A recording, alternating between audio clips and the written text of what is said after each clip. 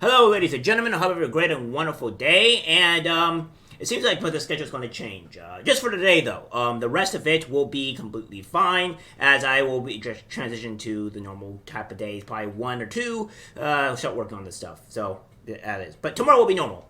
And my sleep schedule has gotten better. So good on that. It is getting slowly better, and hopefully it will improve more so.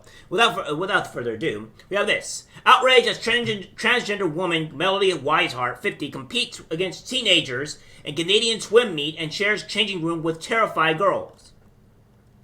We have a 50-year-old transgender woman has sparked backlash among parents after he competed in a swim meet against teenage girls in Canada. Furious parents claim Melody Wiseheart shared a locker room with their young daughters during the Trojan Cup in Barrie, Ontario, which took place between December 1st to 3rd, and featured age groups from 8 and younger to 16 and older. So he's competing with girls as young as 8 years old. That sounds perfectly not a pedophilic to me, but all right. Wiseheart, a professor at York University, attended the competition at the East Bearfield Community Center and participated in several events, including the women's 1500 freestyle for athletes 16 and older, where he placed second.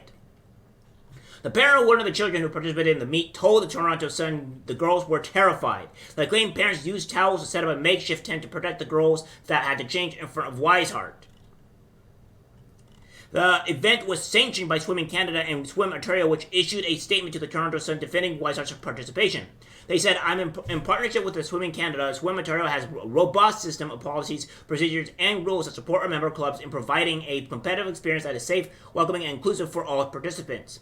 Swimming Canada and Swim Ontario believe swimming is for everyone, and people of all shapes, sizes, genders, beliefs, and backgrounds should have the opportunity to swim to best of their ability, with the expectation that our registrants treat each other with respect and dignity and keep our sport environment free from harassment and abuse. The problem that I have with this here is that they're saying safe, which is not very safe for the actual women being there. If you seen or notice that they say that the women were terrified of it, and I'm not really surprised, especially 8-year-old girls, which shouldn't have to witness or dress with any type of people at all, with a man at all in this situation.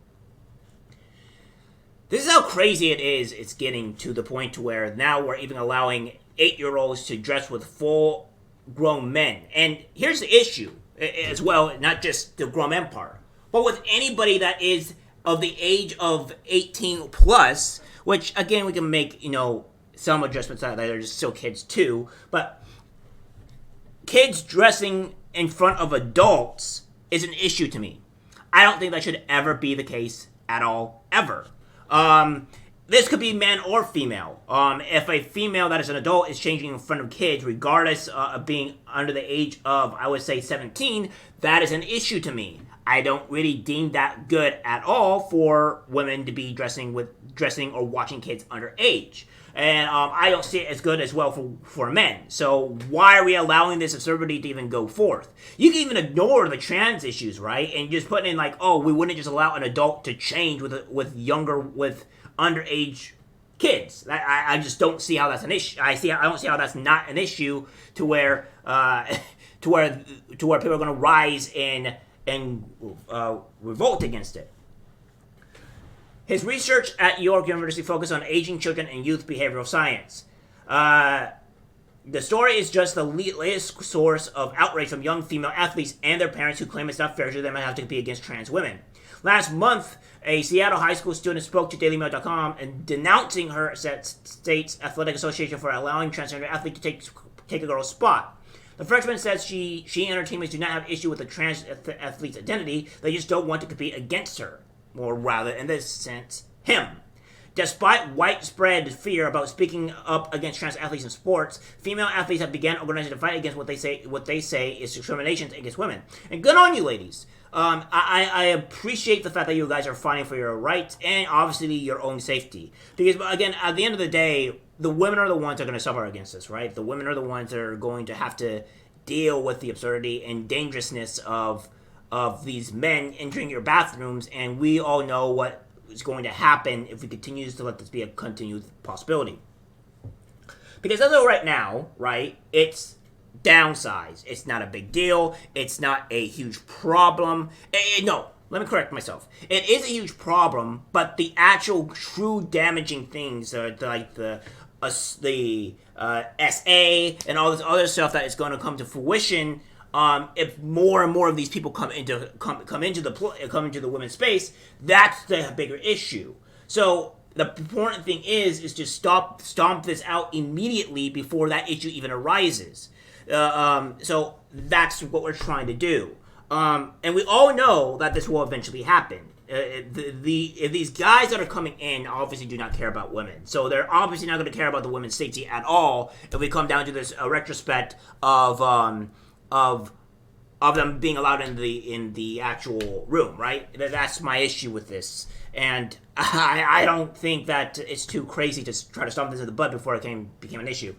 In October, the Roundhouse College women's swim team held an event with activist Riley Gaines and icons demanding the NCAA and U.S. swimming stop allowing transgender women to compete in the female sports. The case has strong echoes of that of Leah Thomas, who was last year became the first trans athlete to win and a NCAA Division I national championship. I started swimming competitively when I was 7 years old. Junior Susanna Price told the crowd, "This year has been the first year of my life where swimming has been emotionally draining.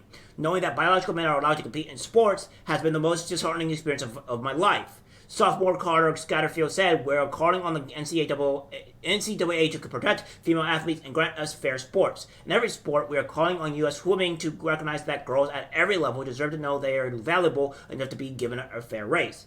I started swimming competitively when I was 7 years old," Junior Susanna Price told the crowd. "This year has been the first year of my life where swimming has been emotionally draining. Knowing that biological men are allowed to compete in sports have been the most disheartening experience of my life." Sophomore Carter Scatterfield said, "We are calling on the NCAA to protect female athletes and grant us fair sports. In every sport, we are calling on the U.S. swimming to recognize the girls that at every level deserve to know they are valuable enough to be given a fair race." So yeah, that's pretty much the case here. And we have more with, from Redux.